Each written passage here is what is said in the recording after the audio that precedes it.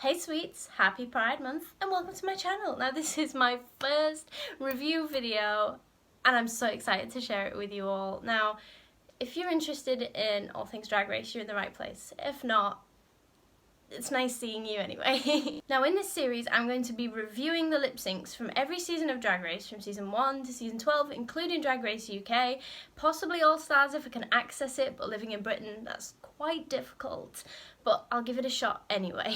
Now obviously we start at the beginning, so to kick this series off with a bang, we are going all the way back to RuPaul's Drag Race season 1. So kicking off the list in 7th place, we have episode 6, the Absolut Drag Ball, which is Rebecca Glasscock versus Chanel to Shackles Praise You by Mary Mary. Now this lip sync, it's just such a low energy performance from Rebecca that didn't match the song. And it comes after Chanel tells Ru that she doesn't want to be in the competition any longer, which practically eliminates herself. And this is upsetting, as Chanel very clearly outperforms Rebecca, but her fate has already been sealed.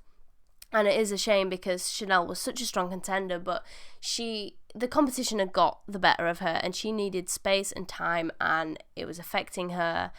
And yeah, I think that's more important, like looking after yourself and self-care, which she very clearly needed and decided it was her time to end her stint on the show.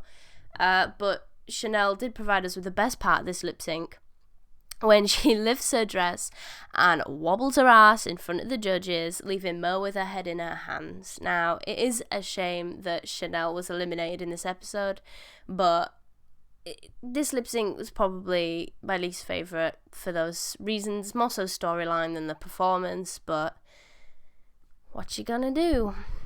Now in 6th place, we have episode 4, the MAC Viva Glam Challenge, which is Jade versus Rebecca Glasscock to Would I Lie to You by the Eurythmics. Now, we all know this lip sync. We all know the outcome. We know that there is the absolute robbery, as the kids would say, of Jade, who was really well liked by the audience and was doing really quite well for herself in the competition. And that's why this lip sync is so low on the list. And it's the first instance of Rebecca's low energy performance style, which is significantly outmatched by Jade's dancing abilities as she dances to match the song, like spinning to the beat, dropping to a split, and miming gripping handlebars as an engine revs in the backing track, which is so fierce. Like, I love Jade's performance style, but I don't know what happens here. I don't know why she goes home. But the best part of this is when she drops to her knees in front of Rebecca, who mimics choking her. It's very, ooh. But this marks the end of Jade's stint on the show, unfortunately, who was doing very well for herself, but I guess that's just what Ru decides, huh? Now in 5th place, we have episode 2, the Girl Group Challenge, which is a Cashapp versus Tammy Brown to We Break the Dawn by Michelle Williams. So this lip sync is so low on the list just because Tammy gave up. Like, we got a glimpse of her quirky personality during this episode, which elevated her likability, but her run on Drag Race was cut short here as the competition just got the better of her so soon. I loved seeing her on the show. Admittedly, she was only on 2 episodes, but in that time I'd really grown to like her underdog personality, the kind of storyline she got with being picked last for the teams in this episode. But I've got to give props to Cashapp for delivering a very emotional performance that fit the song so beautifully, leaving the judges panel sniffling, and also the audience. I know when I first saw it I was like, oh, such power in this song. And the best part is when Cashapp lets all of her passion out at the climax of the song and really, really, really comes to life. It's just so fierce. Cashapp is such a good performer. Like, she was the lip sync assassin, obviously. She lip synced 3 times. And she was mesmerizing. It really set the standard for Drag Race, you know, this being the first season. But she really, really set the standard high here in the lip syncs. So I've got to give her that. Now, in 4th place is episode 1, Drag on a Dime, which is Akasha versus Victoria Porkchop Parker to Supermodel You Better Work by RuPaul herself. So this lip sync marks a great start to the season and Drag Race as a whole, because both queens really capture the fierceness of this song, although Porkchop does stumble a little, which is probably why she was sent home on this lip sync. I mean, her outfit she wore wasn't fantastic, but she is like a fan favourite and keeps appearing in Drag Race every now and then, like the Shady Bunch that's just come out in season 12, she was there. But that's probably why she was sent home in this. And in Jade's own words, Victoria was all over the place falling, which I can relate to. So the best part of this lip sync is the last line of the song where it's like, I have one thing to say, you better work, where Porkchop points into the camera and Akasha tells that judges panel that they better work. It's a really good lip sync. I mean, there's nothing wrong with it. There's nothing that had me like, wow, that was fascinating. But it was better than the previous ones, but not as good as the top 3. So in 3rd place, we have episode 5, The Drag School of Charm, which is BB Zahara Benet versus Ongina to Stronger by Britney Spears. So the overall energy in this lip sync is fantastic, but I put it in 3rd place due to Ongina's elimination, marking the start of RuPaul's Bad Decision Race. For storyline reasons, this lip sync can't be like 1st place, but for the overall performance, it is so good, hence why I put it in 3rd place and not further back in the list. So BB really delivers the words and passion to the judges panel, starting off the lip sync really strong. And then Ongina takes her little hat off on the word stronger to reveal her bald head, which adds some comedy, but in the context of the song and her shocking confession about living with HIV in the previous episode, makes it all the more emotional and passionate. And then BB snatches her wig off, straight off her head, and throws it down, also with passion. But she was like, get this thing out of my way. This is slipping off. I don't want this. This is in my way. Which marked the beginning of wig reveals, I guess. But obviously they've elevated now to, you gotta have something underneath, Monique Hart. Stick to season 1. So the best part of this lip sync is definitely the end, where the 2 queens like end the lip sync in fierce poses. But it's just not quite the top 2 due to Ongina's elimination. I would have hated to have been in Ru's seat here, because it's just such a hard decision to make. I wouldn't want either of them to go. I mean, Ongina was definitely ahead of her time. Like, there was this vision of drag at this point in Drag Race, being season 1.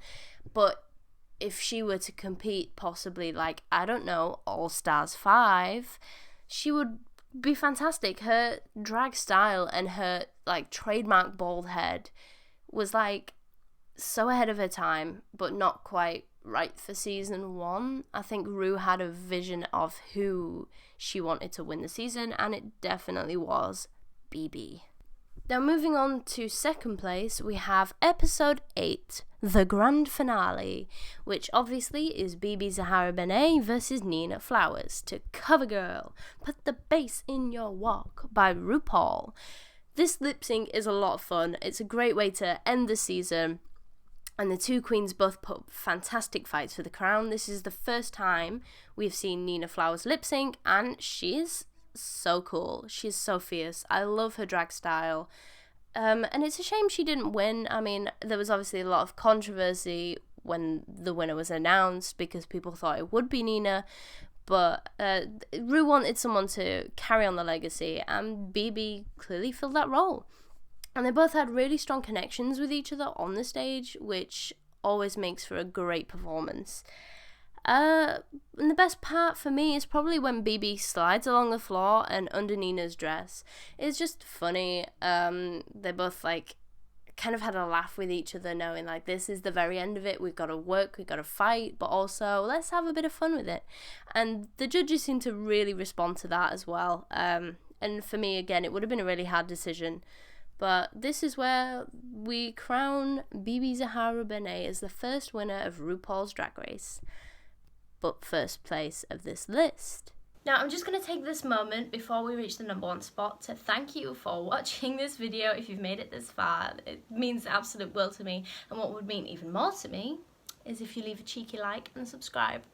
so cringy, but we're going to do it anyway. And if you have any suggestions for videos for me to do, leave them in the comments and I'll look into it. I'll give it a go. Why the hell not? I'm also going to leave the links in the description to my Instagram and my Twitter so you can follow me if you want to. It'd be nice to see you there as well. Now, let's see what's in first place, shall we?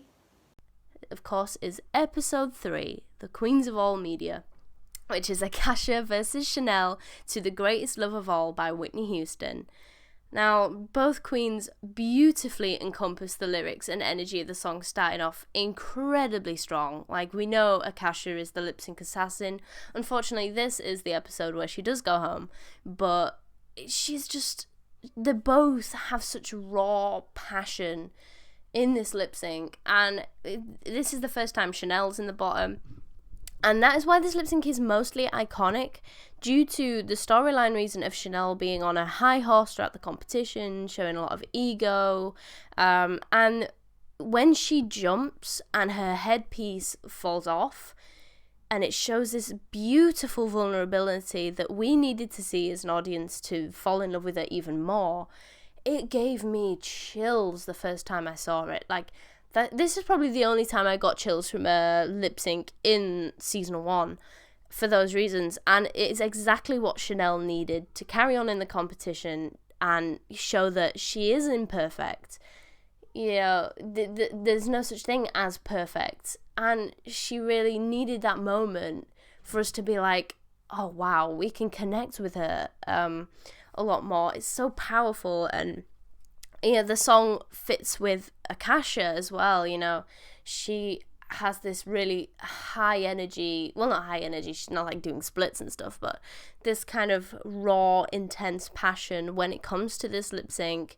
She knows this is her 3rd time in the bottom. Obviously there wasn't the rule of, 3rd time lip sync or 4th time lip sync, depending on the scenario, you're going home, but she really did fight for it. They both put up such strong fights, and that's why for me it is the best lip sync of season 1 of RuPaul's Drag Race. That's it for today's video. Hopefully I'll get the next one out on Friday, fingers crossed, for season 2. If you have anything you want to say, if you disagree, if you completely agree, if you like a queen, if you don't like a queen, let me know in them comments. I will read them. And that's it for today. It was lovely seeing you, and see you in the next one.